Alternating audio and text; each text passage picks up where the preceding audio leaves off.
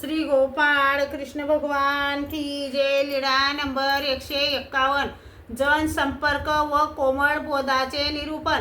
एके दिवशी भट्टोबासांनी विचारले, जीजी सर्वज्ञांनी एका ठिकाणाची सवय न होण्याचे सांगितले तर एखाद्या उचित प्रसंगी काय करावे? सर्वज्ञांनी सांगितले, तोपर्यंत असावे जो आपले श्रेष्ठ तत्व नष्टतव प्रकाशेना. यावर भट्टोबासांनी विचारले, जी श्रेष्ठ तत्व नष्ट तत्व तर लोकांच्या लक्षात आले तर काय होते?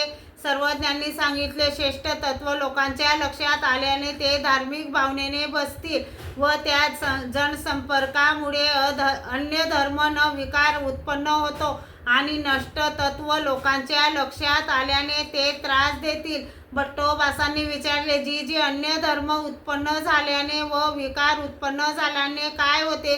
सर्वज्ञांनी सांगितले, अन्य धर्म पुरुषू धर्मापासूनच आहे.